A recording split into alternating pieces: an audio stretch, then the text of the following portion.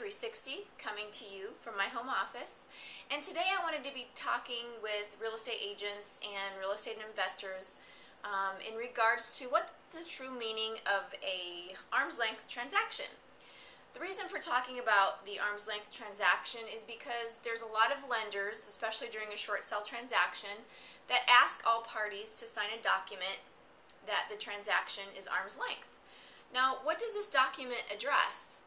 Well, it basically states that no party to the contract is a family member or a business associate or anyone that has a shared business interest with the mortgagor or the person who's borrowed the money for the property. The bank is also wanting to know that there's no hidden terms, that there's no special understandings between any of the parties, the seller, the buyer, the agents, the mortgagor, that no parties have any agreement which is written or implied that will allow the seller to remain in the property as a renter or even regain ownership of that property at any time after the sale has been executed, and that none of the parties shall receive any proceeds from the transaction except for the sales commission. Now, here's the reason why this document really needs to get signed.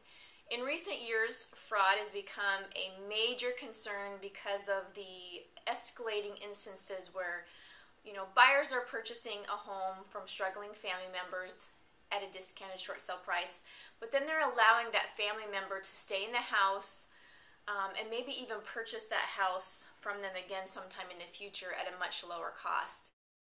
Lenders reason that if they really wanted the seller to benefit in this way, they would have done a loan modification.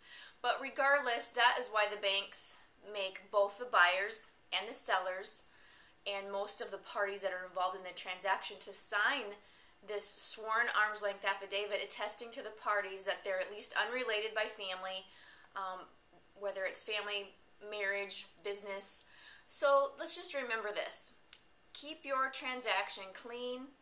Keep them arm's length, where the buyer and the seller actually act independently and have absolutely no relationship to each other. This is a recipe for a successful real estate transaction.